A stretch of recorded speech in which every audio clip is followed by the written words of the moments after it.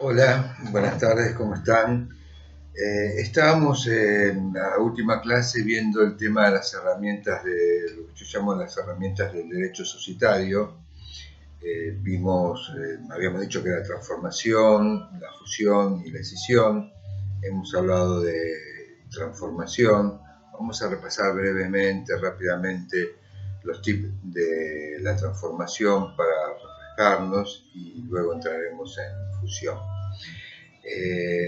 Con respecto a las transformaciones, habíamos dicho que una sociedad que sigue siendo la misma sociedad, pero cambia su tipo societario, que por ende no se disuelve, continúa con los mismos derechos y con las mismas obligaciones y la misma forma que los había pactado hasta antes de su transformación.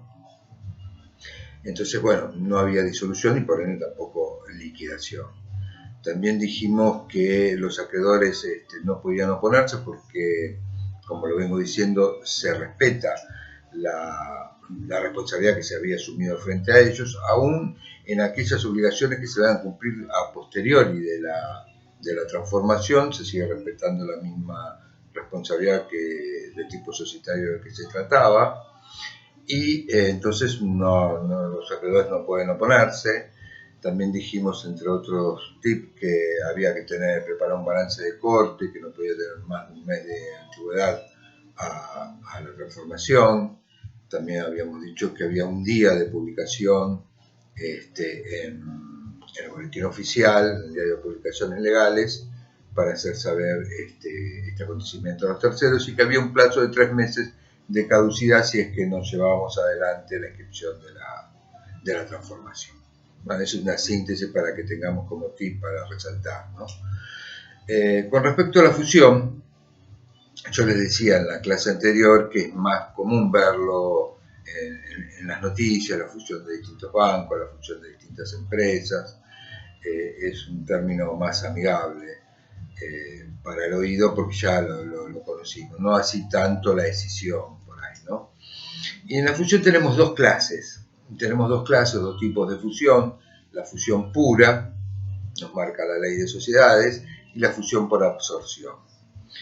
La fusión pura se da cuando dos o más sociedades deciden disolverse, acá sí hay disolución, deciden disolverse para juntas crear una nueva sociedad.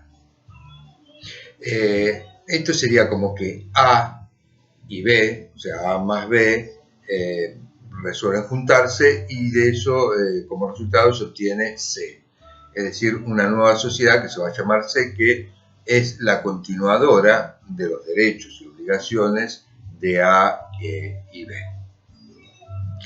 El otro tipo de fusión es la absorción, es el típico crecimiento empresarial, es el de concentración, digamos, ¿no? Donde una sociedad más grande absorbe a las más pequeñas de la misma actividad o ramo al que se dedique. Y se da cuando una sociedad, la absorbente, absorbe, valga la redundancia, a otras más pequeñas, que éstas sí se disuelven para incorporarse a la sociedad absorbente, que no se disuelve, y las otras se disuelven sin liquidarse, obviamente, ¿no? Pues si liquidamos el activo, ¿qué es lo que incorporamos a la otra sociedad? Se disuelven únicamente para incorporarse a la sociedad más importante. Acá el derecho de receso, que también lo hay en la fusión como en la transformación, que lo vimos en la clase anterior, y el doctor Estorder subió una clase específica sobre el derecho de receso, que es ni más ni menos que la situación de que un socio no está de acuerdo con algo trascendental, no con cualquier determinación de la sociedad, porque para eso está la votación, decide la mayoría. Pero cuando se producen así cambios tan importantes, tan trascendentales para la vida de la sociedad, como ser una fusión, una transformación, una escisión, entonces ahí sí está la posibilidad de que el socio diga, bueno, yo me voy de la sociedad, bueno, cumpliendo todos los recaudos que marca la ley, que ya vimos o vieron con Estorder derecho de receso, es la única posibilidad que tiene un socio de decir, bueno, yo a partir de ahora no quiero continuar, y obligar a los otros, obligar a la sociedad a que se les restituya su participación. En cambio, cuando hay una discusión entre socios y dice, bueno, yo me voy, bueno, ya dependerá de si los demás socios le quieren comprar su parte o no, pero no tienen la obligación. Acá sí, cuando hay posibilidad del ejercicio del derecho de receso, ahí sí está la obligación de la devolución.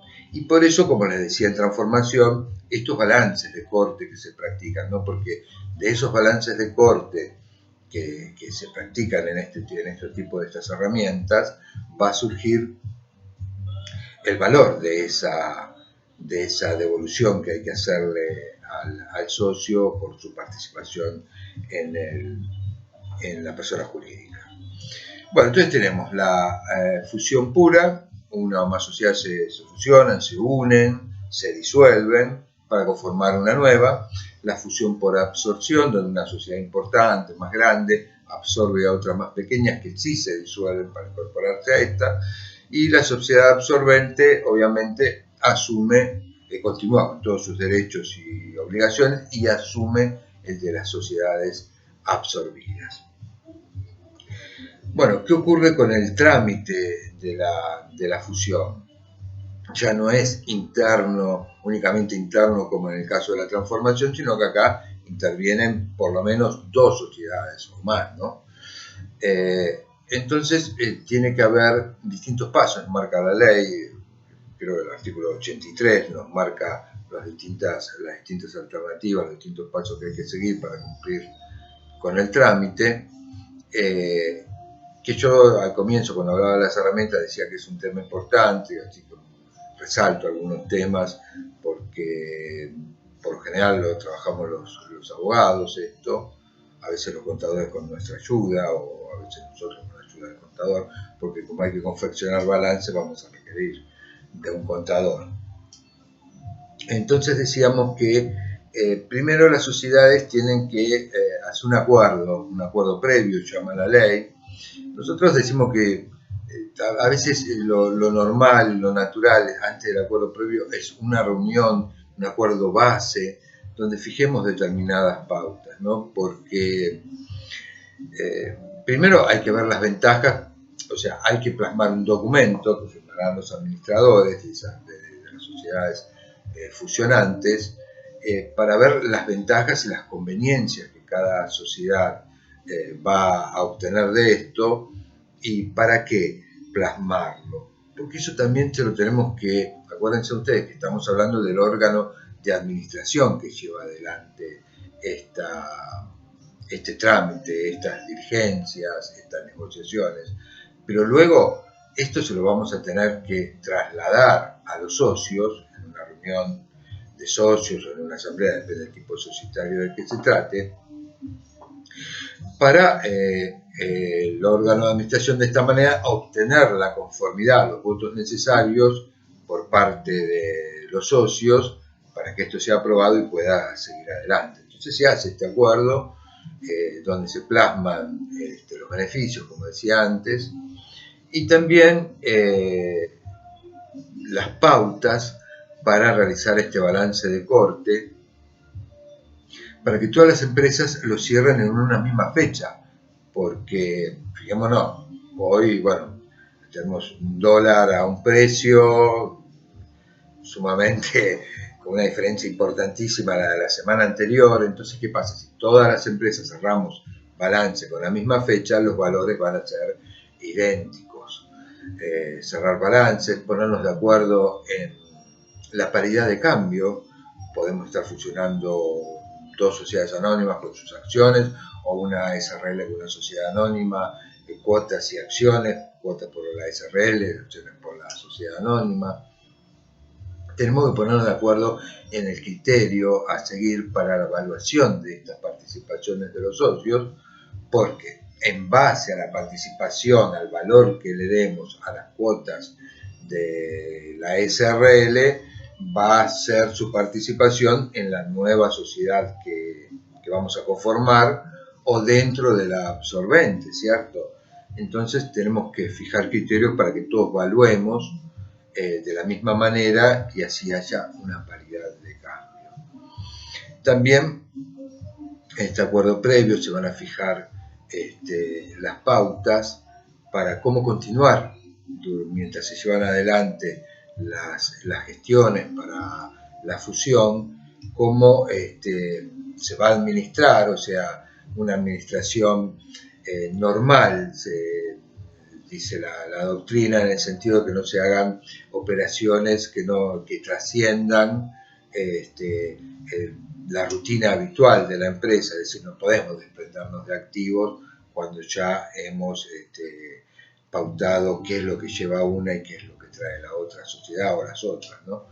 Entonces, en estos casos, por lo general, mientras se van realizando los trámites, las aprobaciones, se designan veedores, no es obligatorio, pero se pueden designar veedores de una empresa hacia la otra y de la otra viceversa, digamos, ¿no? Para que haya una especie de control en esa administración temporaria. Una vez conformado este acuerdo previo, cada sociedad deberá llamar a asamblea o a reunión de socios para obtener esas mayorías de las que hablábamos hace unos instantes y que pueda seguir su curso la fusión con la aprobación de los socios, si no quedaría frustrada la fusión. Las mayorías, la ley nos va a hablar de unanimidad, tanto en transformación, en fusión, pero bueno, las mayorías, recuerden que yo no pregunto cuáles son las mayorías, porque como las podemos fijar en nuestro contrato, entonces bueno, puede ser una o la otra la que hayamos fijado. Es más, si es por unanimidad no podríamos ejercer el derecho de receso, porque no se aprobaría ninguna de estas situaciones. Si no estoy de acuerdo con votar en desacuerdo, ya no tendría que estar ejerciendo el derecho de receso porque no se hubiera aprobado, ya sea la transformación, la fusión o la escisión. Bueno, se pone a disposición este acuerdo previo de fusión, más el balance de corte, que decía de donde surge la evaluación actual de la empresa y la participación de cada uno de los socios, con 15 días de anticipación a esta reunión, se pone a disposición de ellos para que puedan analizarlos, y también el acuerdo previo, para que puedan leerlo, qué tipo de sociedad vamos a conformar. Y entonces se llega al momento de la votación. Si se obtienen las mayorías, bueno, se sigue adelante. El que no está de acuerdo, si así lo quiere, puede continuar, o todo en desacuerdo, pero quiere continuar con el proyecto, ya que la mayoría se lo quiere, o puede ejercer ese derecho de receso. Esto se debe publicar edictos. Teníamos el balance con 3 meses de antigüedad, con no más de 3 meses, y tenemos que publicar edictos en la fusión por 3 días, a diferencia de la transformación, que es por un día. Acá son por 3 días, para que los terceros estén alertados de esta situación, que no sean perjudicados. Y si bien la ley modificó, la 22.903 modificó la posibilidad de que los acreedores se puedan oponer a la fusión, en este caso no es que se puedan oponer. Si bien la ley ahí es una mezcla de terminología, dice la oposición de los acreedores en realidad pueden oponerse al avance del trámite, pero no a la fusión en sí misma. Es decir, pueden suspender el trámite para tratar de lograr un acuerdo con sus deudores, pero de ninguna manera van a poder obstaculizar la fusión, la van a suspender. Es decir, publicamos avisos por 3 días en el boletín oficial de la zona que corresponda, y además en un diario de amplia circulación.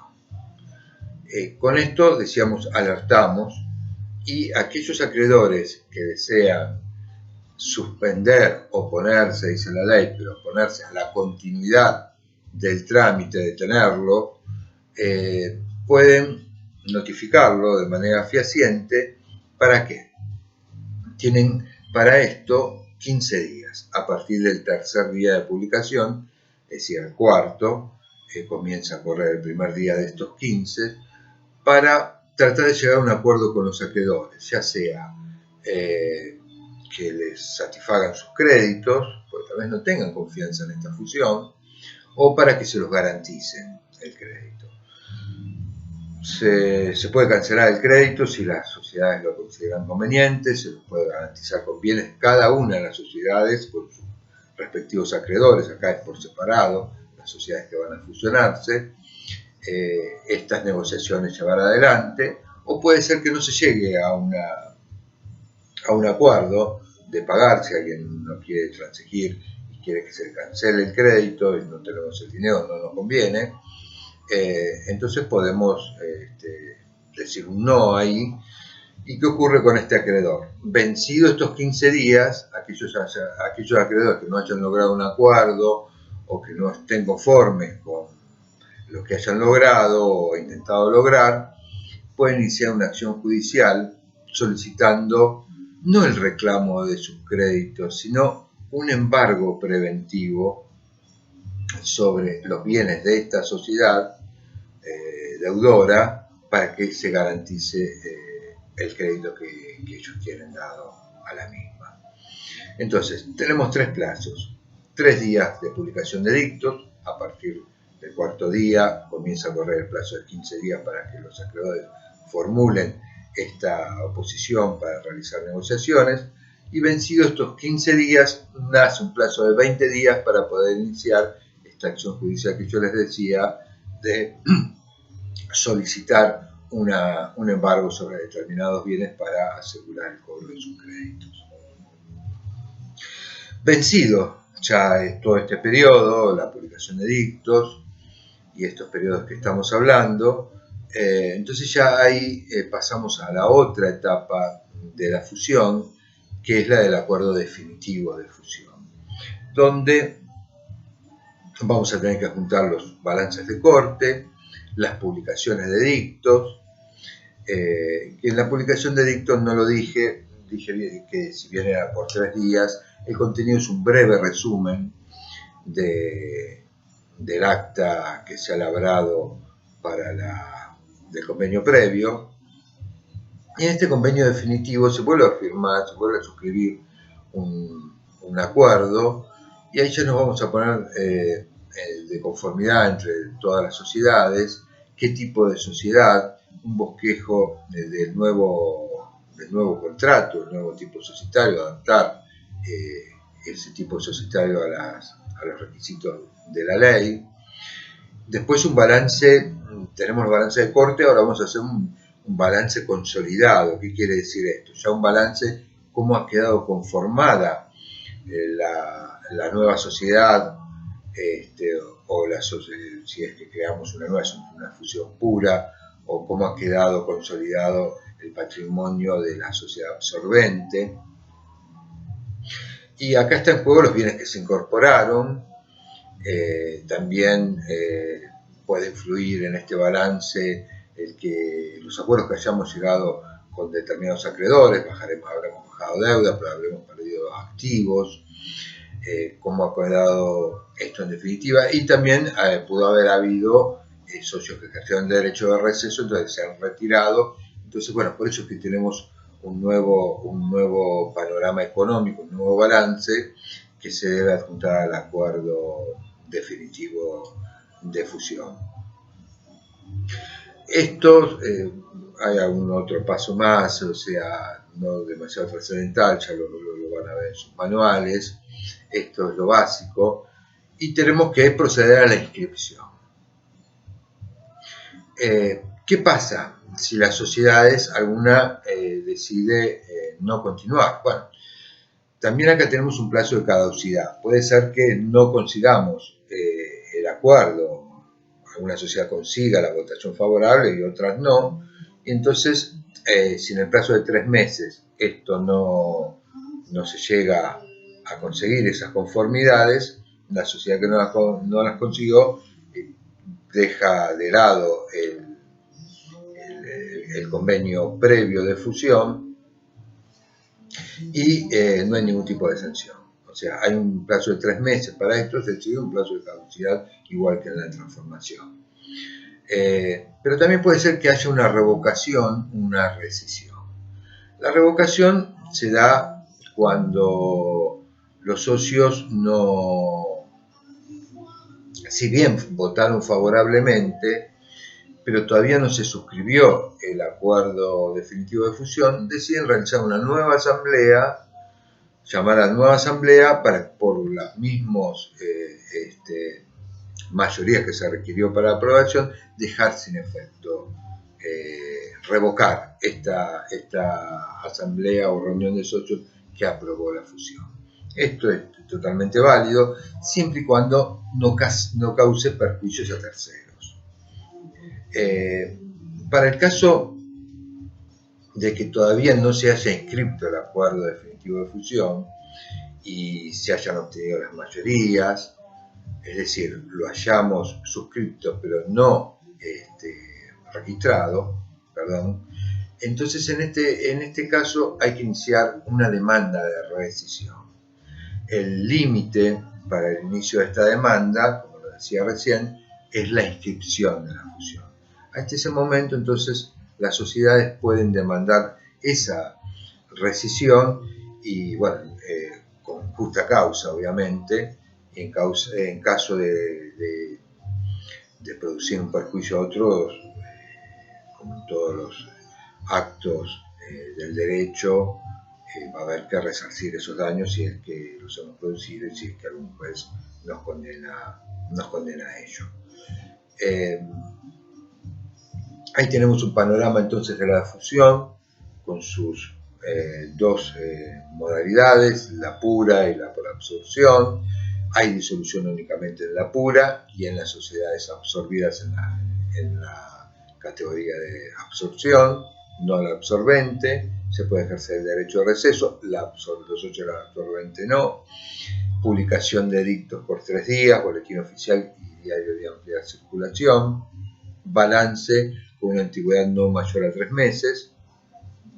Y las distintas etapas como marca el artículo 83 para conseguir la votación, acuerdo previo y acuerdo definitivo de fusión e inscripción. Y la posibilidad de rescindir, la posibilidad de caducidad y la posibilidad de revocar. La otra herramienta que es la decisión, acá anterior a la 22903 existían 2 clases, ahora tenemos 3 clases de decisión: la decisión fusión, la decisión propiamente dicha y la decisión división, que esta es la última que se ha agregado. Ya hace muchos años de esto, pero bueno, ustedes van a ver que en los manuales se sigue remarcando esta situación. ¿Por qué? Porque en la decisión, lo que ocurre en cada uno de estos tipos nos marca que no hay disolución, porque se utiliza una parte del patrimonio. Pero en esta última modalidad, la decisión-división, vamos a ver que ahí sí tenemos una disolución. Bueno, vayamos en la clasificación que dimos, la decisión-fusión. En la decisión-fusión, dentro de ella vamos a tener 2 posibilidades. Si bien hay 3 clases de decisión, dentro de la decisión-fusión tenemos 2 modalidades. La decisión-fusión pura, porque hay 2 clases de fusión. Entonces tenemos la decisión-fusión pura, que es la que hablamos hace unos instantes, y la decisión-fusión absorción. En la decisión-fusión pura, una sociedad destina parte de su patrimonio para incorporar, con otra sociedad que también destina parte de su patrimonio, conformar una nueva sociedad. En la decisión fusión absorción, acá una sociedad destina parte de su patrimonio para incorporarse a una sociedad, para incorporar esa parte del patrimonio en una sociedad ya existente. Entonces, por eso, dentro de la escisión-fusión tenemos esas dos modalidades, la pura y por absorción. Obviamente, en ninguna de las dos situaciones la sociedad escindente se disuelve, porque estamos destinando una parte de nuestro patrimonio.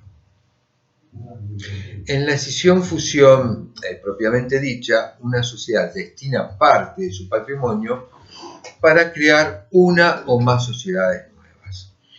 Vieron ustedes que hay sociedades que se dedican a la producción de algún elemento, algún producto, y de pronto la distribución, el marketing, la comercialización de ese producto se la encargan a otro tipo de sociedades. Entonces, en la práctica, lo que se da es que algunas sociedades quieren también realizar, supongamos, la distribución, entonces destinan parte, no es obligatorio, pero lo estoy dando como ejemplo de lo que ocurre diariamente, ¿no?